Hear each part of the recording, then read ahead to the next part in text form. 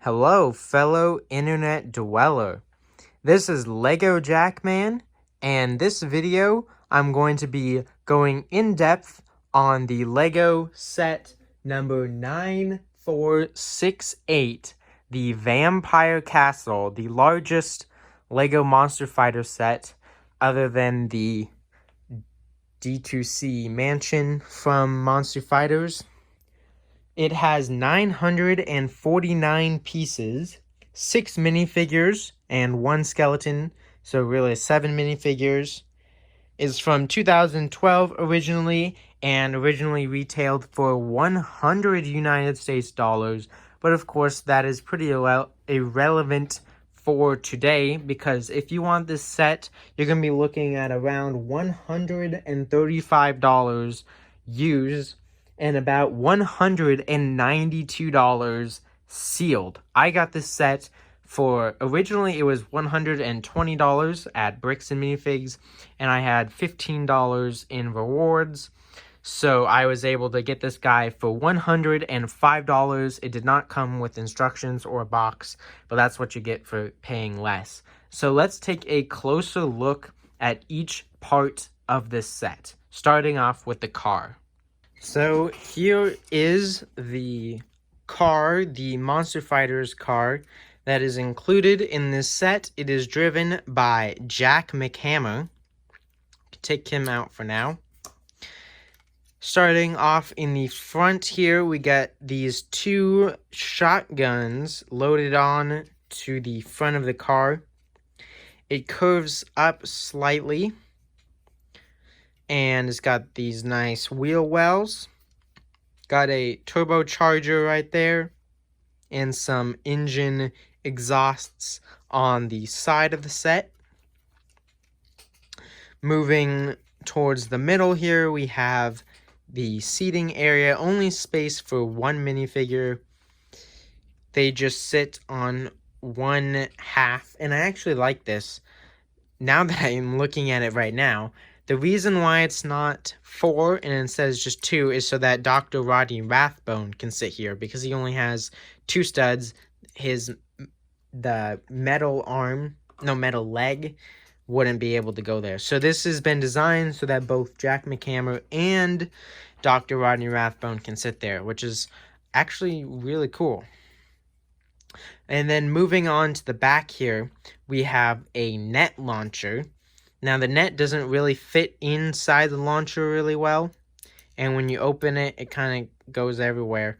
But how this net launcher works is very simply, you just push on it, and it's going to launch that net out, just like that.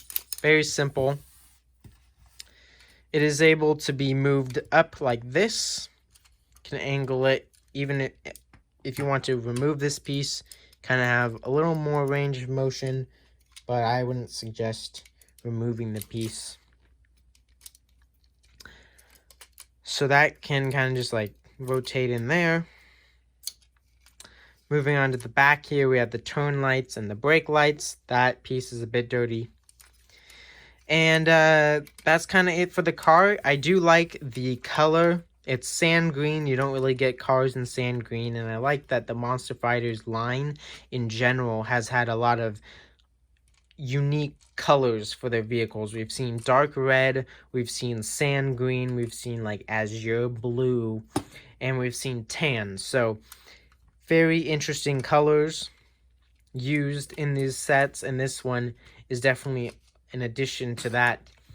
In terms of like the final just car design, it looks pretty nice. It's kind of like if a car didn't have kind of that top to it, then this is what it would look like. So decent sized car, maybe a little big, but these Monster Fighter vehicles are pretty out of proportion, just making them even cooler. Now let's take a look at the front part of the set. I'm going to detach each piece because it is able to come off pretty easily. All you need to do is, well, it's not super easy, but it's just connected with the like the circle joint things. So let's try to move it, yeah, like that. So let's take a look at this first tower. This first tower has a lot of stickers in the front of it. These stickers actually do glow in the dark, which is really nice.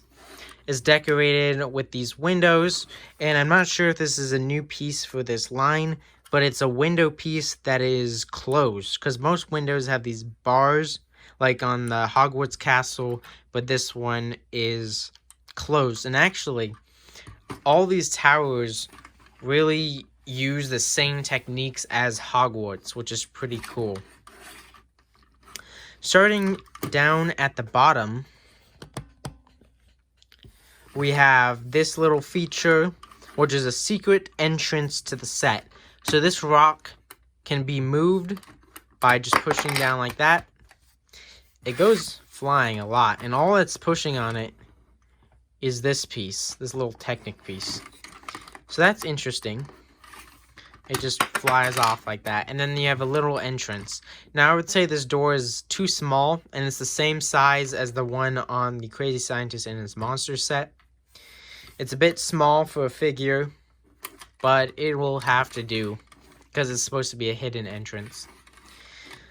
Inside here, what you're going to be seeing is a kind of a spooky little open area. There's no floor or anything. Maybe that should have been in there instead of this skeleton. Skeleton's a bit rough. He's really just hanging there. I don't see why they needed to have that. I think a second floor would have been more interesting than a skeleton, but you know, what we got is a skeleton, so oh well. The door here just opens up. It's supposed to be like a jail cell door, so I guess this could be a jail, and then they could escape this way instead of entering that way. But again, even if this was a jail, they still could have had a second floor there. This, I'm not really sure what it's supposed to be, just an little short expansion of the wall. Then up front here at the top, we have a man bat hanger. I don't know what else to call these guys. I'm just going to call them man bats. And there's two of these in the set, so there's the first one.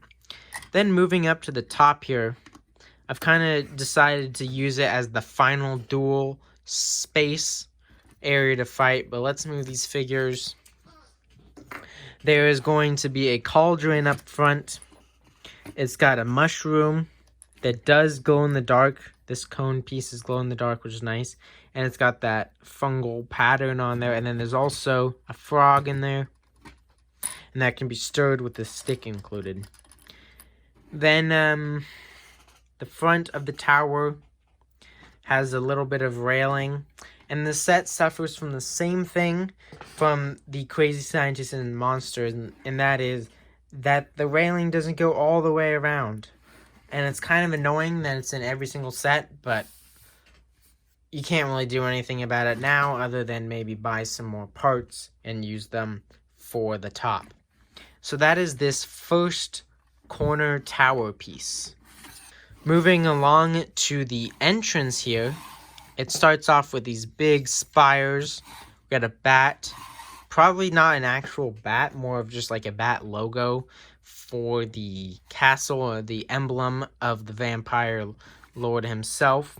Got a sticker here of the wall kind of breaking, and we have this dark tan bush that always wants to fall off, maybe just because it's an old set. The bottom is a bit messed up, so if you bought this set, you probably wouldn't have the same problem. The gate is able to be opened. You just need to push it forward, like so. You can't go backwards because you would get stuck by these guys here. These little teeth bits that kind of just come out at you. It's a pretty simple little trap. to get anybody that's unwanted. Not much to it, really. And then also on the front, we have a glow-in-the-dark spider. And it's weird that they did this, but he is flickable. So instead of just making him just sit there, he is another defense mechanism for the castle. And then there's some kind of balcony space up here. Maybe it would have been cool to have a little bridge going across, but that might have intruded on the look of the gate here. So that is the gate. And finally, we have the tower here. So this is the second largest tower of the set. More stickers of like the peeling walls. Looks really nice. We got another bat sticking out here. Another man bat. Some windows. We'll get to this top piece in just a minute.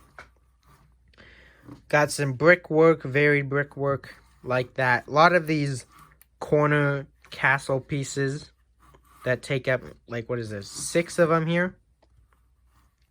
All of these towers have been built so that there's only one corner being shown off to be accessed.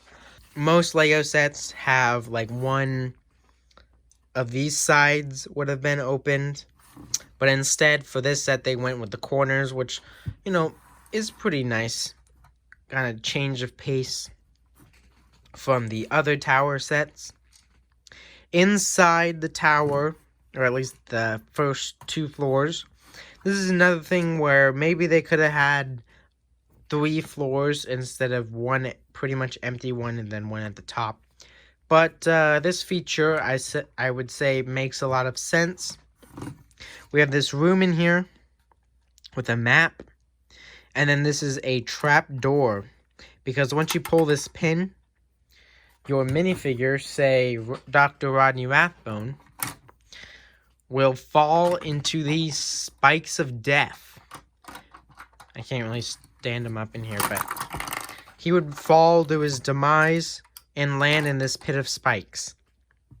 It's very dark for a Lego set, especially aimed at, I would say, younger people. But yeah, the spikes of death. Moving around to the front of this building is really interesting how it's built. I really like this. There is some empty space around these windows, but I still think it looks really cool. Then there's like the main front window and then more side windows. And this wraps around 3/4 of the wall. And I think that's a really interesting way to build kind of a wall here instead of just using these pieces. So it's nice to see. The only minor problem with that is that the build is a bit shorter, or the room is a bit shorter than the other rooms. Moving up to the top here, we have this area, and inside this chest, which is up here, is gems. This chest has a green, yellow, and white gem. Usually these sets have like a blue, red, yellow, and green one or something. But this one kind of spices up the chest gems. Nothing in the back here, so really just more wasted space. They could have had a lot more different rooms instead of a lot of empty rooms, but oh well, what are you going to do about it? Moving up to the top here, we have these pillars, and then finally it goes up even more. So it's a pretty tall tower. Can't really get it all in one shot. But that is the first half of the set. Just to recap how it's connected, you got these like pinhole things, and those just connect. And then you take the other tower piece here, put the bush on if it keeps falling off, and then that guy connects right here. I will point out that this is a pretty smooth connection. I do like that. But that is the first half of the castle. Now for the second part of the castle, I usually have this part just disconnected from the first half, but it is able to be connected with this piece here. Works very similar to what I just showed. But let's take a look at this castle here. So starting down at the bottom, we have these curtains that go into the dark or the deepest dungeon, I believe it is called, from the mood video. And inside this deepest dungeon is Lord Vampyre's coffin. This is the same coffin that's used in the Vampyre hearse, just without the top. And you can put him in there. Let's see if he will fit with the cape. Yep, he does. You just kind of have to cram the cape in there, and that's probably not the best. Pretty tight fit. But, yeah, he can fit in there. And that just goes on this little plate here. You might need to wiggle it around until it gets put in properly. There we go. Then we have a staircase up here. This piece, I'm not sure which, it was this one. It snapped in half, but since it's a plate, it works still fine. On these tower walls, we have some more stickers, the same window design. And this is supposed to be like this. It's kind of a door entrance. And this is really actually just a flight of stairs pushed all the way out here. So this is a really cool concept here, that the wall becomes the stairs. So that's cool. And let's close it for now. There is the bedroom. It's a very small bedroom with a very small bed for only one person. Say Lord Vampyre. I do like that there is like a top to it here. And then there's also the pillow. In the adjacent room, it's kind of hard to show with the lighting.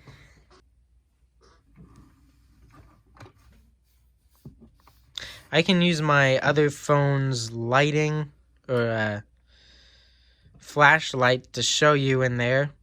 So it's kind of like a little scientific research area, a lab, just a mini lab. Got some potions in there, a bone, a candle, and a goblet, a green translucent goblet, which looks really cool. And then you also have a glow-in-the-dark rat here. So that looks pretty darn cool.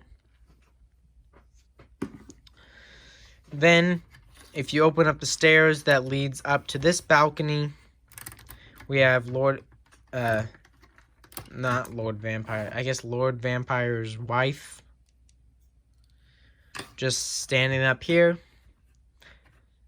The balcony kind of ledge, and it's that thing. And then moving in here, we have, I would call this room the study. Let's get some more light in there. The study here has a candle, a desk. There is no chair, but it does have a bookshelf, which is cool. These are supposed to be books. At first, I thought it was like a cheeseburger or something, but those are actually books. So these kind of just slide in there. They're kind of hard to put in. There we go. So that is that study room. And then moving up to the top here, we have the mechanism of the main feature of the set, the main kind of climax of the Monster Fighter story compared to the mood video. Let's take a look at the front first. You get a tower going off to the side here. It's empty. But connected to that is the main tower. And we have all 6 moonstones. So you do not have to collect every single Monster Fighter set like I am to get every single moonstone, which is very nice. It does kind of devalue the other sets though, including their moonstones. But it is still nice so that you don't have to get all the sets to get all the moonstones and reenact a scene with them all. So we got the Bat Moonstone, we got the Mummy's Moonstone, the Werewolf Moonstone, the Swamp Creature's Moonstone, the Crazy Scientist Moonstone, and the Ghost Moonstone. Now, this is a pretty awesome little display or holder, the machine for this. And it is able to be opened here. And this piece is also glow in the dark. And it's got a picture of the moon. Because this machine, if you haven't seen the moon video, is supposed to eclipse the sun forever and bring eternal darkness to the monster realm and kind of just the entire world. Which is a pretty cool concept. So this is the machine that's supposed to eclipse the sun. Now, since it does include all 6 moonstones, you're pretty much screwed. But, you could probably reenact a scene where Rodney Rathbone and Jack McHammer are able to stop Lord Vampyre from completing his plans. The way this is able to be played with is that you just push this piece here. It's a very simple machine. It's also able to be turned. So I guess the machine being pushed forward means that the sun is being eclipsed, which is pretty cool. That looks really awesome. Then finally, moving up to the top. This tower is so tall that I have to remove the phone from the stand. But we have a really awesome organ piano. So here's the organ, and then here's the piano keys. I really like this design. They use these like little, I don't know what those are called, but those clips. And those are supposed to be the black keys, and then the white keys are split up between all these. So that is really cool. Again, I also like the organ. And that is a pretty darn cool kind of top area. So that is the entire castle second half. Now for minifigures, we have Dr. Rodney Rathbone, which I've already reviewed twice.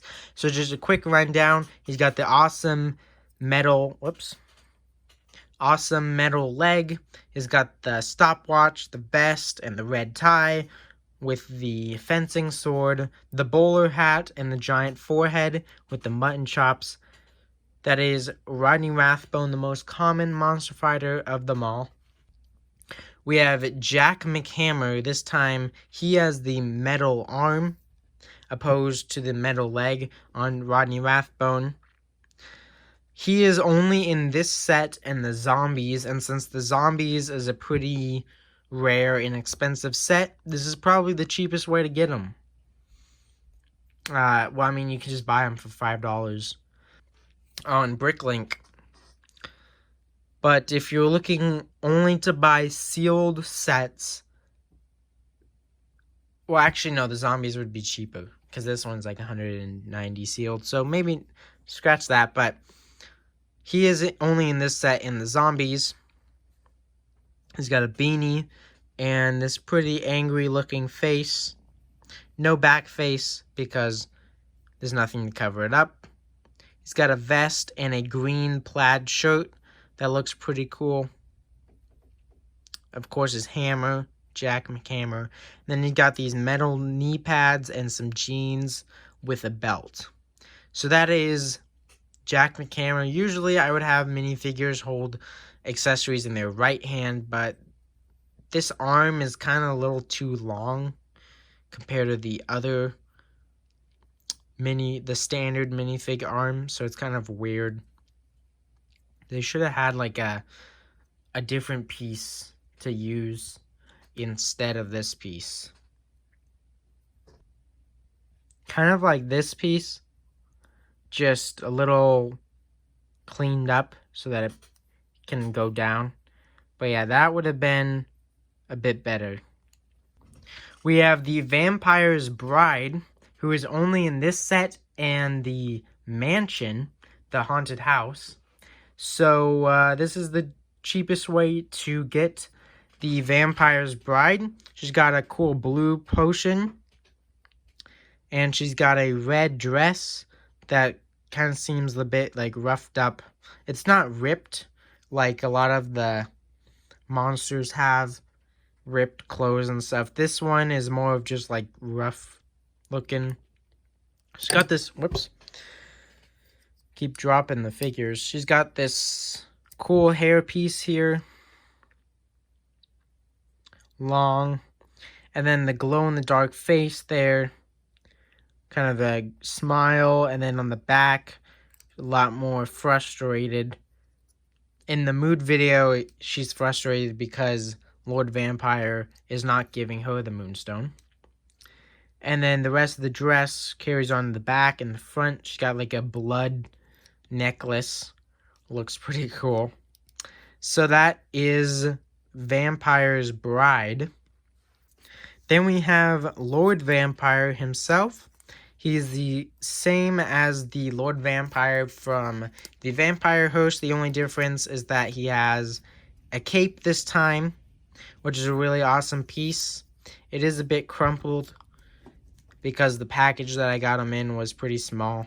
It's got a stopwatch, kind of like the ruffled up neck, whatever that's called. The glow-in-the-dark face. Screaming, angry face. And then on the back, I guess I should probably turn around his head instead. A more neutral face, still mad. And then the black, slick hair. In terms of back printing, just a little bit, not too much. So that is Lord Vampyre.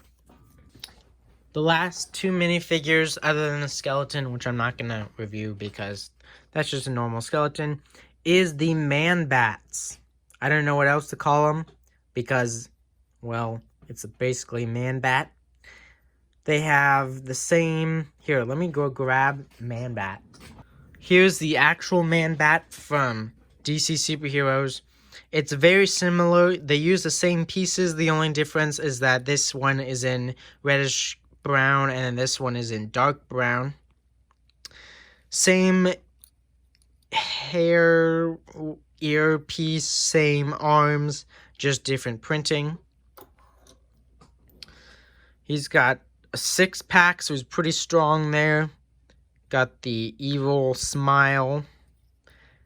No back head printing, but there is some back torso printing there. Kind of more of his just like spine and stuff.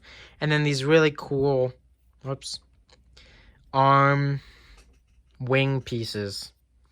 The only problem with them is that they're a little awkward.